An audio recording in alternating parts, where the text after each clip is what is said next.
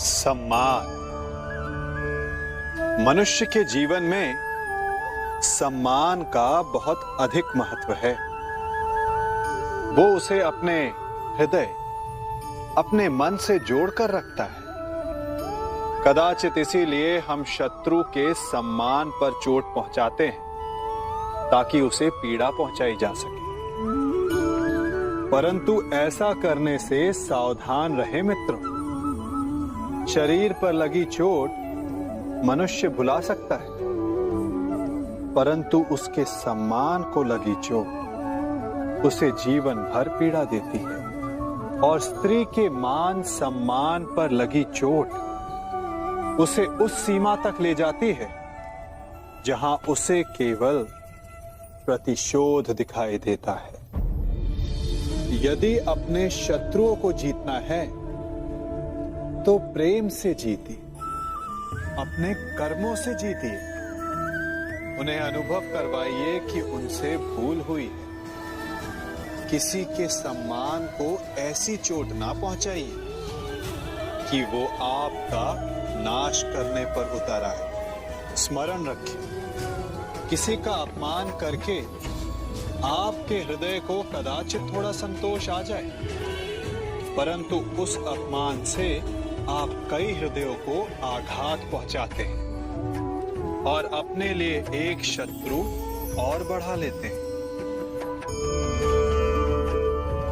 हम सब शीघ्र ही सफलता चाहते हैं, ढेर सारी संपत्ति और सुख चाहते हैं, और ऐसे में कई बार हम छोटे मार्गों का चयन कर लेते हैं।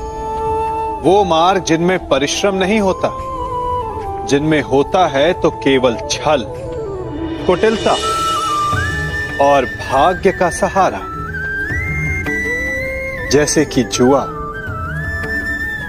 कोई जुए के खेल में धन लगाता है, कोई दांव लगाता है और ये भूल जाता है कि जुआ ऐसा दलदल है कि जिसमें एक बार गिरे तो सर्वनाश से पहले निकलना असंभव है।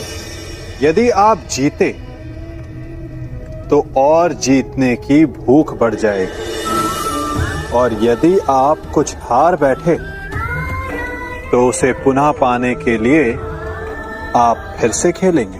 मनुष्य को ये आभास ही नहीं होता कि अपनी संपत्ति के साथ साथ वो अपनी मानवता, अपने संस्कार, अपना धर्म और अपना उत्तरदायित्व तक सभी जुए की भेंट चढ़ा देता है। इसलिए कुछ पाना है तो परिश्रम से पाओ। यदि कुछ जुए में जीता तो वो उतना शीघ्र ही खो दोगे, चूंकि उसे परिश्रम से पाया नहीं गया है, और उसकी रक्षा करने के लिए आपके मन में स्वाभाविक प्रयास भी नहीं होंगे। क्षमा बढ़न को चाहिए, छुट्टन को उत्पाद। क्षमा इस संसार में शांति का, सुख का मूल आधार है। क्षमा आपके मन से प्रतिशोध और शत्रुता जैसे भावों को समाप्त करती है। परंतु क्या हर स्थान पर क्षमा आवश्यक है? क्या प्रत्येक का अपराध क्षमा करने की योग्य होता है? नहीं। कभी कभी उसे क्षमा करके हम उस व्यक्ति को और बड़ा अपराध करने की प्रेरणा देते हैं, और ऐसा ही अपराध है स्त्री का मान भंग करना, जिसमें क्षमा की कोई अवस्था नहीं। यदि सिंह भूल से गाय के बछड़े का अखेट कर ले तो उसे क्षमा किया जा सकता है, परंतु यदि वो नरभक्षी हो जाए तो उसके केवल दो स्थल होते हैं, या तो पिंजरा या फिर मृत्यु की गोद। कुछ परिस्थितियों में क्षमा के स्थान पर दंड देना आवश्यक होता है, क्योंकि ये दंड का भय ही है जो लोगों को वो अपराध करने से रोकता है। संसार में सबसे बड़ा क्या है? अभिमान और बाहुबल या विश्वास और आस्था? निश्चित रूप से बाहुबल के महत्व को नकारा नहीं जा सकता। मनुष्य अपने बाहुबल से पर्वत को मैदान बना सकता है, सागर सुखा सकता है, मरुस्थल में नदियां बहा सकता है, परंतु बाहुबल को सहारा होता है विश्वास का। यदि मन में विश्वास ना हो तो बाहुबल किसी काम का नहीं। वो कौन सा बल है कि मोर आकाश की ओर ताकते हैं? वो विश्वास ही तो है जिसके कारण वर्षा होती है और दोनों की प्यास बुझती है। परंतु जब पाप के बाहुबल का सामना धर्म के विश्वास से होता है तो बाहुबल हार जाता है और जीतता है विश्वास। विजय होती है आस्था की। यदि आप सत्य के मार्ग पर चल रहे हैं और आप अपने इष्ट में आस्था रखते हैं तो किसी भी पापी का बल आपका कुछ नहीं बिगाड़ सकता। पाषाण में जीवन नहीं होता, ना लौह में, ना ही माटी में, परंतु पाषाण पर जब चोट पहुंचाई जाती है तो उसमें चिंगारी उत्पन्न होती। लौह से लौह टकराता है तो ताप उत्पन्न हो जाता है और माटी को भी जब रौंदा जाता है तब वो भी अपना रंग बदल लेती है। जब निर्जीव वस्तुएं भी सीमा से अधिक चोट पहुंचाने पर प्रतिक्रिया देती तो एक जीवंत मनुष्य क्यों नहीं देगा? स्मरण है ना, प्रत्येक क्रिया की प्रतिक्रिया होती है। यदि फूल बोएंगे तो सुगंध मिलेगी और यदि कांटे बोएंगे तो केवल पीड़ा। और यदि आघात समय पर किया जाए, इतिहास पर किया जाए तो प्रतिक्रिया स्वरूप इतिहास बदल जाया करता है।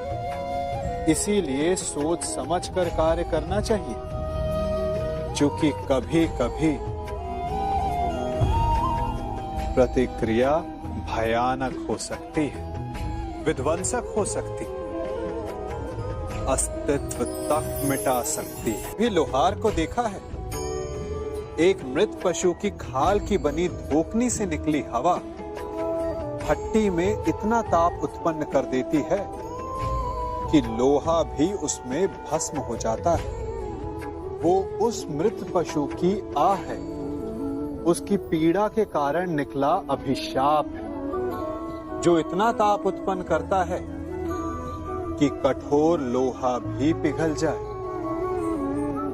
उसका आकार बदल जाए। जब तन पर चोट लगती है तो मुख से आह निकलती, जब मन पर चोट लगती है तो आंखों से अश्रु निकल आते। परंतु जब स्वाभिमान पर चोट लगती है तो मुख से निकले श्राप से अधिक विध्वंसक होता है आत्मा से निकला अभिशाप।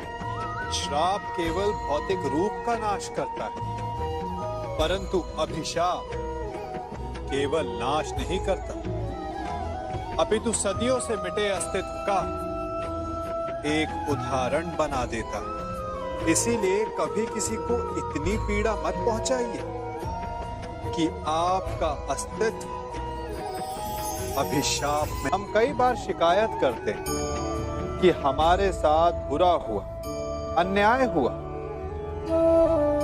कभी सोचा है अधिकतर अपने साथ हुए अन्याय का कारण हम स्वयं होते हैं। हमारी मानसिक दुर्बलता होती है, हमारी सोच होती है। जब कोई दूसरा हम पर अत्याचार करता है तो हम उसका विरोध करते हैं, प्रतिकार करते हैं, प्रतिशोध लेते हैं, न्याय मांगते हैं। परंतु जब हम स्वयं ही अपने विरुद्ध अपराध कर बैठते हैं तो क्या? मनुष्य एक दांव खेलता है, कदाचित सामने वाले के छल के कारण वो हार भी जाता है। यहां तक अन्याय है, परंतु वो फिर से वही दांव क्यों खेलता है? अनजाने में यदि पांव कीचड़ में चला जाए, वस्त्र मैले हो जाए, तो भाग्य को दोष दिया जा सकता है, परंतु ये जानते हुए कि कीचड़ कहां है और फिर से वही पांव रखने को दुर्भाग्य नहीं, मूर्खता कहते हैं। स्वयं पर अपराध करना होता है, ऐसा अपराध जिसका कोई प्रतिकार नहीं, कोई प्रतिशोध नहीं, कोई प्रायश्चित नहीं, जिसका परिणाम केवल पीड़ा, अंतहीन पीड़ा। कीचड़ तो कीचड़ है, उसका स्वभाव है मैला करना। कीचड़ को दोष देने से पूर्व अपने पांव को उनकी सीमा समझा देना